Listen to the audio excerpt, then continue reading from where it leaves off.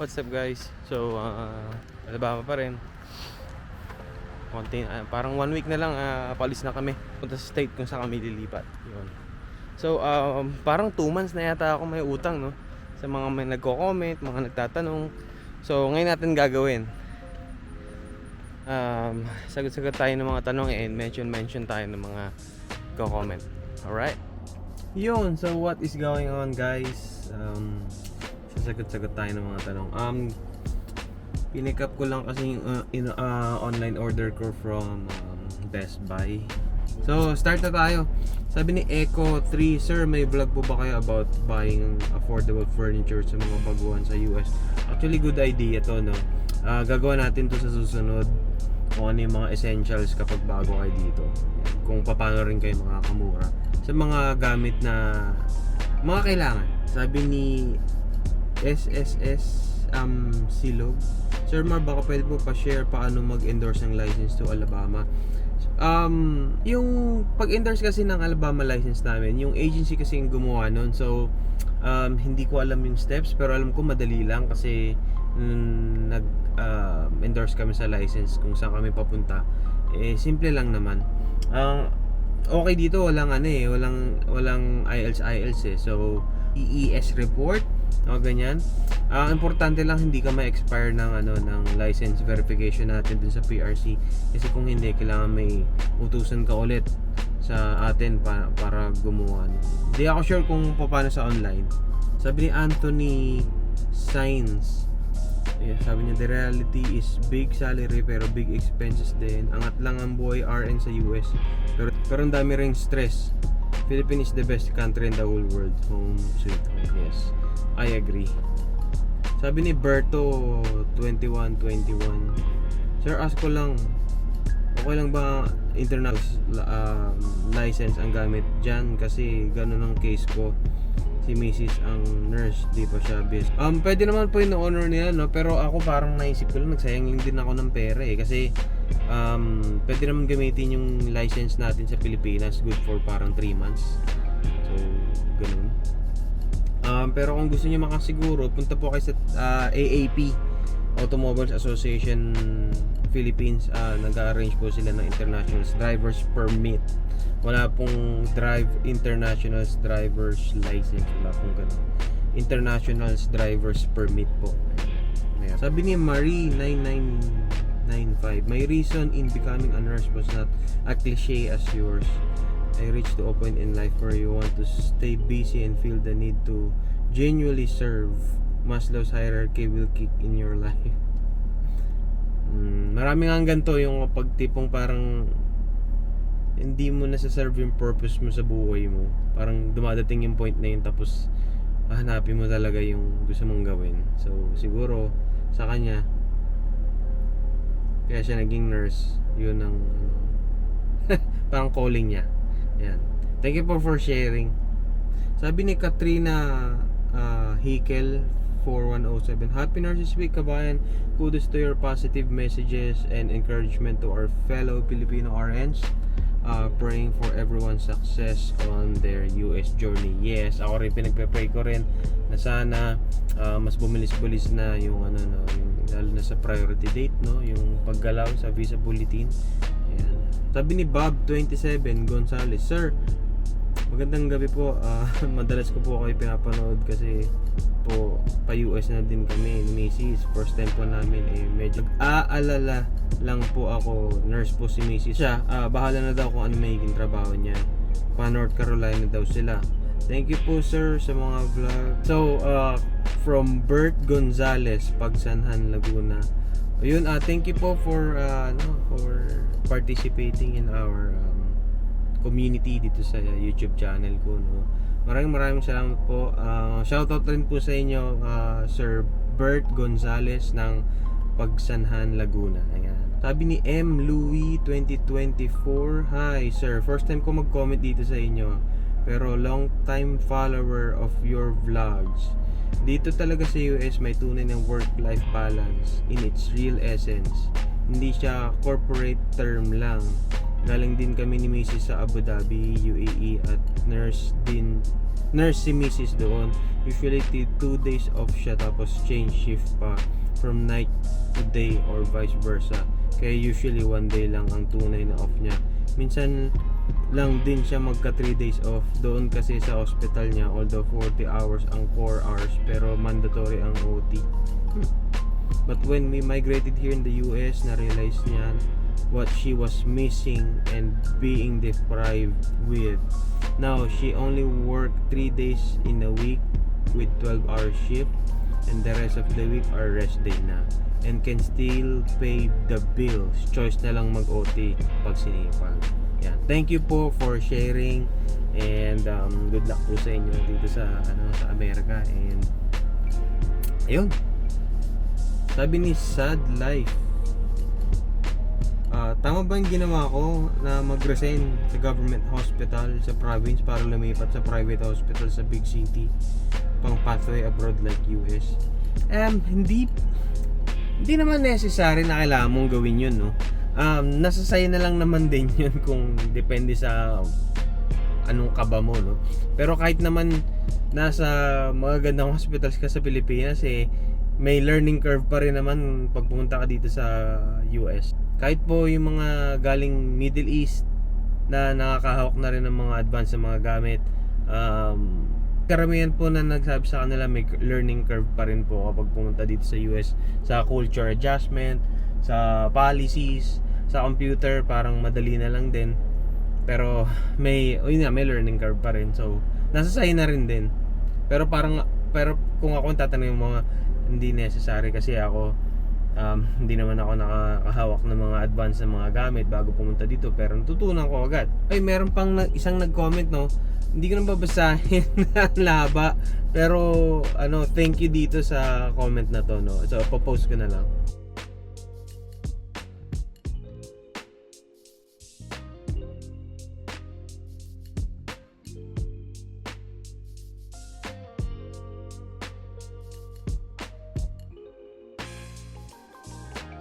Ang sabi niya kasi dito na shoutout ko rin dito, Cell. So, di ko ma-pronounce kasi yung sa sabi niya kasi kung ang reason para mag Middle East muna is may panggastos ka for NCLEX process. That's not bad. Nasa sa inyo rin naman yun kung depende sa nyo na capability nyo magbayad ng processing. If ever alam niyo yun, direct hire kayo, syempre gastos nyo lahat, no? Pero kung staffing agency kayo, shoulder nila yung employer mo. For wait, kapag naman nag-aantay ka ng priority date mo, kung gusto mo mag Middle East muna, wala namang pumipigil sa iyo pero sayang lang din yung time na pwede mong gamitin para ako, kung ako tatanungin nyo, okay lang, mag-antay na lang ako ng mag-concurrent yung priority date ko sa Pilipinas. Pero kanya-kanya pa rin yan. Sabi ni Clarissa Yumang, Sir, my priority date is July 2023. You think po mabilis na lang po yun? Sana this year mag-current po. Kung makikita nyo po yung trend, hindi po kasi natin ma-predict yan Pero ang pag-asa natin dito, every time na mag-renew ng binibigay na visa, lalo na yung fiscal year, yun ang pag-asa natin After mag-renew sila ng visa na kailangan ibigay, tumatalon yan. So abangan po natin yan. Meron pa, nakaligtaan ko to, no? Parang nakadalawang comment din siya dito Sabi niya, supporter daw siya ng ating channel. Uy, Mohalified TV. Hi sir, I've been an avid supporter of your channel, watching your videos. Now lang po nag-comment. Priority date is March 2024 pa, at naisip ko rin mag-Saudi or UK. Pero what you made me realize, agency ko now hiring no bedside experience sa SNF SNF. May employer na daw siya sa Philadelphia, Pennsylvania. Now nasa BPO daw siya. Planning to apply to hospital and you'll use my experience sa SNF. Actually maganda yun. bago kayo pumunta ng Amerika, no, sana current yung bedside experience nyo, para hindi dahil para maging, alam mo yun, kampante na kayo. Well, to add, maging kampante kayo kasi pag current yung bedside experience nyo, parang yung mundo ng bedside, dala-dala nyo pa rin kung paano makipag-usap, ano yung mga expectation mo. Sanay ka sa nature ng nakikipag-usap sa mga pasyente. So, importante yun. Sir, maraming salamat po for the support and following our adventures. Na-appreciate ko po yung comment niya. Sabi ni J. Ian Matt 8518, ako lang ba ang kinakabahan lumipat sa US? Currently in New Zealand, but decided na pursue ang American dream para walang regrets pagtanda. Ngayon, abot kami ng Amerika. Medyo may anxiety ako, lalo na at pamilya kami lilipat. Sa una lang naman po yan eh. Yung anxiety mo na iba yung lugar, yung anxiety mo na kaya ko kaya, na marami tayo, kaya ko kaya kayong buhayin, marami tayo doon, kayanin kaya ng sahod ko. Kaya po yan. Mag-research po kayo sa mga mga ilan po dumating dito tapos mag-isang nurse. Kinaya po nila. Yan. O ito, maraming comment si Baxter Bax 4110. Real talk, very helpful vlog, more power, more videos. Nag-medtrans din daw siya noong batch 2007. Inspiring po. 2010 pa ako pumasa ng NCLEX pero di pa nag-apply pa US. Mag-apply na po kayo. Sayang ang oras. So, thank you po sa comment nyo. Yan. Catrons. Anong Carmon po gamit sa cellphone mo? Ay, kung yung tinutukoy nyo kapag meron akong minsan road footage, yan. Yung GoPro po yun, nakaklip lang po yun dito sa sun visor. Si Mels 1550. Sir, pwede po ba fast track palagi magpa-assign, lalo na kapag hindi confident sa mga emergent cases? Pwede nyo po i-discuss yan sa team leader nyo, sa manager nyo. I-discuss nyo po sa kanila yung situation nyo. Pero sa ER, hindi mo po lagi kayong pwedeng nandun. Yan. Kasi parang unfair din sa iba na may mga iba na parang ilang araw na sila sa team. Diba gusto naman din magpahinga, so binibigay sa kanila yung opportunity na magpahinga, na doon muna sila ma-assign sa sa fast track or care track. Yan. So it is something that you have to discuss with your team leader or manager. Yan. O sabi ni The Big 7819, keep posting vlogs po sir, it really inspires me to pursuing nursing. I'm a graduating student, BSN po. Working in state is one of my dream. I hope someday po. Salamat po sa mga videos dahil na-inspire po ako mag-aaral kahit mahirap ang course. My local boards pa po, sana po makapasa. Nako, i-claim nyo na yan. And thank you at na-inspire ko kayo.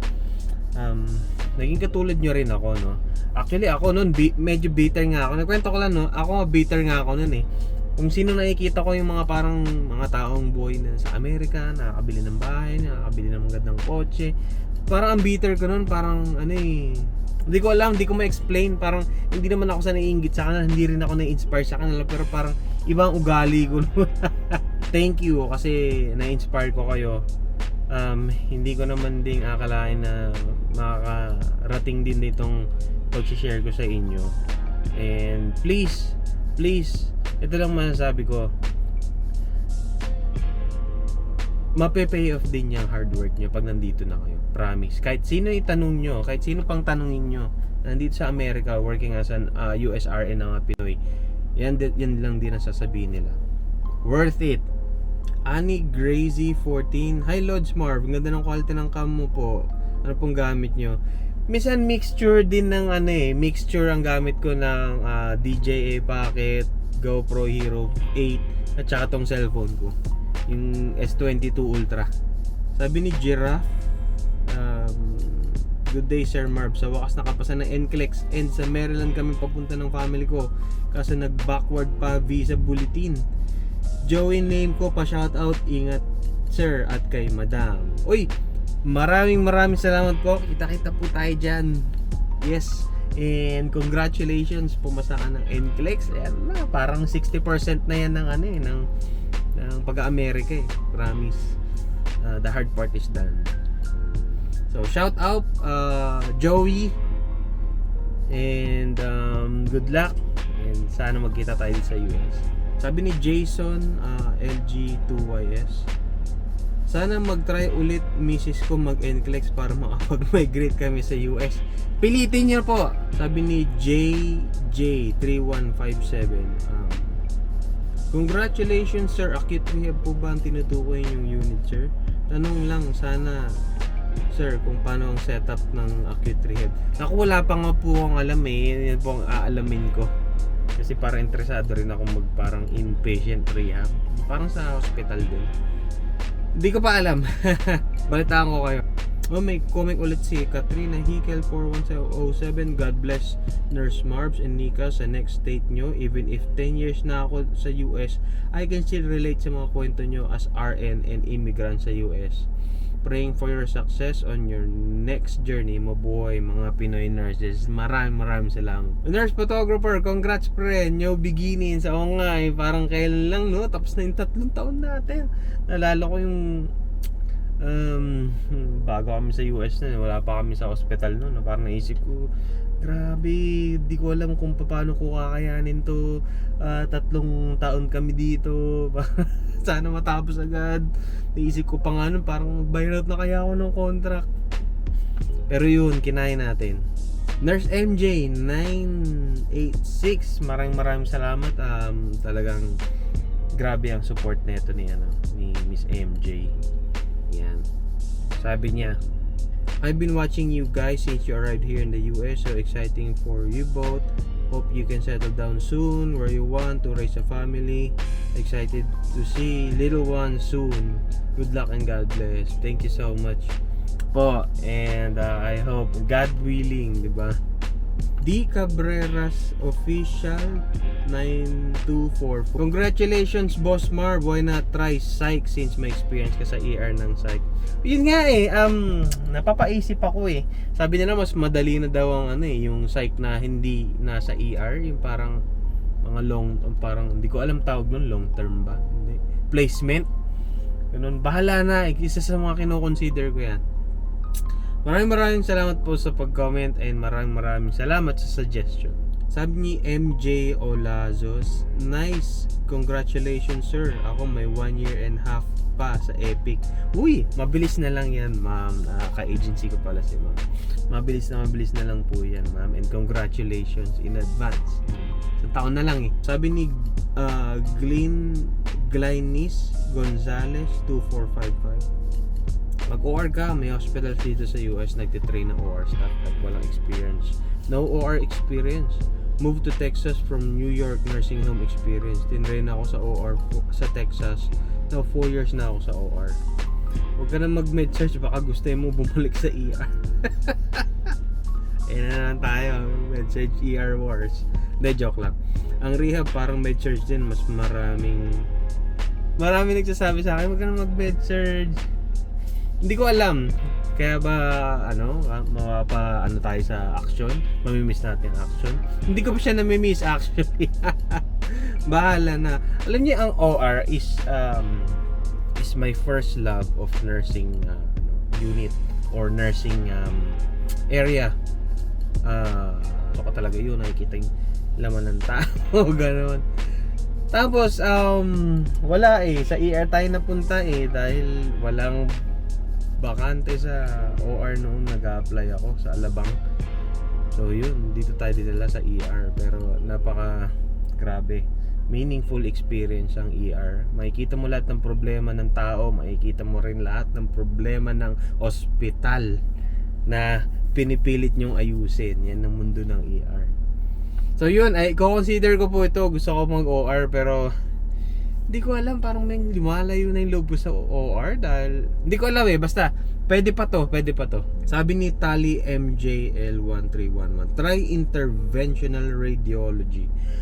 Explain nyo nga po to. Parang feeling ko madali na exciting din at the same time. So hindi ko po alam, paki nga po explain kung ano tong interventional radiology. Nurse John, wow, congrats po sir from the start. Inaabangan ko na po kayo. God bless po. Thank you po Sir Nurse John for following our adventures. Uy, di pala nagre-record no, kanina pa ako nagsasalita dito. Nakakainis. Ayun, merong comment si Guzman family. Yan. Uy, thank you for dropping by dito. Sabi nila, Mar, try mo sa dialysis, baka magustuhan mo. Baka lang makulangan ka sa aksyon, pero sigurado less stress. Naka med-surg, tele, sniff, home health na rin ako, pero I wish I found dialysis sooner. Good luck sa paglilipat. Thank you, Roland, sa pag-comment and pag-drop by. Kino-consider ko rin yung dialysis eh. Naalala ko nung umpisa pa lang, yung pa US pa lang ako noon, parang naisip ko mag-switch kaya akong dialysis. Pero yun, kino-consider ko to, no? So yun. Thank you po. Thank you. And shout out na rin sa inyo, Guzman family. And good luck sa inyo and take care always. And thank you rin for supporting our channel. Sabi ni Bisdak RN, silent supporter here, Marbs. Been watching you since nasa Pinas pa kayo, embassy interview pa lang. I'm also now in the US, mag 1 year pa lang. Congrats for completing your contract. Excited po ako for your season 2. May pa season 2. Maraming salamat Bisdak RN, and thank you for your support. Thank you for following our adventures. Oh, may nag-comment, wow, congrats sir, nice one. Ang bilis ng 3 years, parang kailan lang nakasubaybay ako sa'yo. Yung asawa at baby namin kilala ka na rin. Shoutout sa next video. Oh, nagpapa-shoutout to, pa-shoutout daw kay Baby Andre. Oh, sana na-pronounce ko ng maayos, no? Baby Andre, shout out sa iyo and sa family mo. Thank you for your support. Thank you for following our. Sabi ni Catherine 1225, Pack you ko din. Joke lang. Hindi kino-consider ko to, promise. Ano po, less stress na rin to eh. Pero baka hindi ko mabitawan yung yung alam mo yung tatlong 12 hours, then uwi ka na. 4 days yung off mo. So ayun, bahala na. Nick for Speed, sabi niya, congrats Sir Murph, God bless. Sana soon kami din nakaka-inspire. Naku, malapit na kayo. Claim it, malapit na rin. Sabi ni friend na Katrina Ong 3528. Wow sir, congratulations. Natapos din ang 3 years contract. Hala, parang ang bittersweet ng feeling. God bless po sa mga susunod na mga susunod mong journey. Maraming salamat po. Maraming salamat sa support sa channel and for following our adventures. Yun. Bittersweet talaga. Yan, nalala ko yung last day ko. Parang totoo ba talaga matatapos na. Oy, si Kathleen Dulin. Wag na med-surg. Yung mga ER patients mo, makikita mo sila araw-araw Oy, hindi naman ako masungit sa mga mga pasyente ko, kaya okay lang. Na joke lang. Oy, kamusta ka na diyan, no? Shoutout kayo sa iyo, Kathleen Dulin.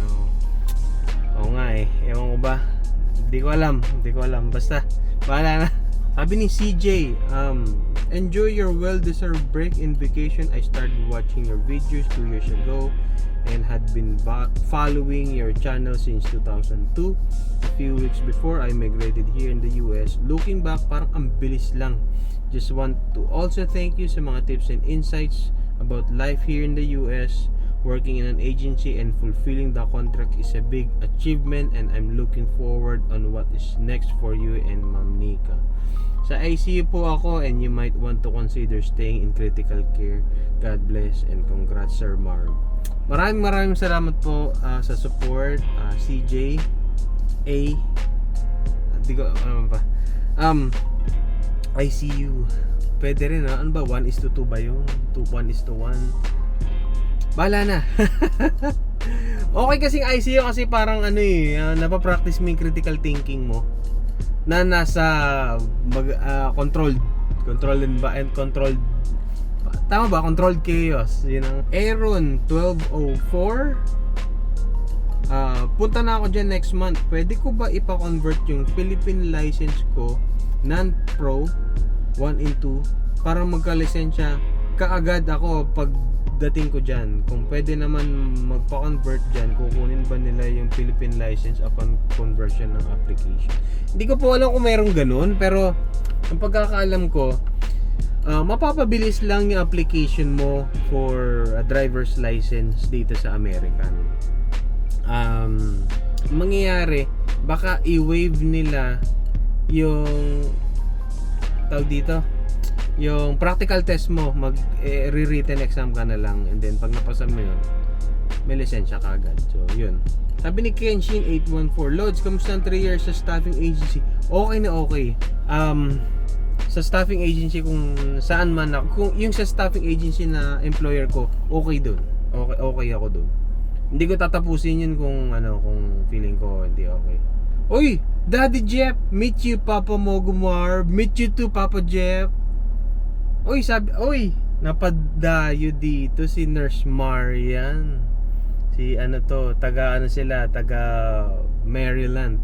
Congrats to both of you being your followers since paglipat nyo sa USA. Sana ma-meet namin kayo soon. Ma'am, thank you. Thank you napadalaw kayo dito sa sa channel, no. And yan, magkikita tayo soon. Sabi ni Jason Rebodos, ilang kilometers yung inyong sasakyan, sir, bago nyo i-trade? Yung sasakyan ko, ano pa yan? Low mileage pa yun, wala pang 20,000 miles yun. 3 taon, diba?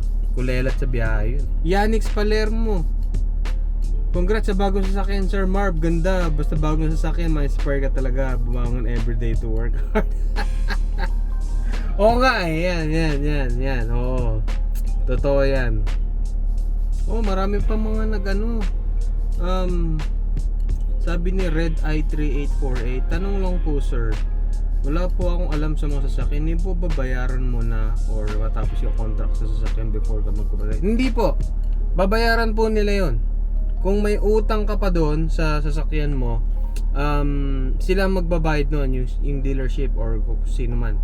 Pero syempre, kung mas malaki pa yung utang mo, ilalagay nila yun doon sa bagong sasakyan mo. So yun yan, tinatawag na negative equity. Sabi na may nag-comment, wow, isang naka-Mazda at then kaya ba ang bagong salta dyan sa mag-CRV Sport 2 hybrid agad? Oo naman, kayang-kaya. Ayan, kayang-kaya. Kung hindi ko pa na-mention, may message si John Carlo Ragaza. Parang kailan lang nung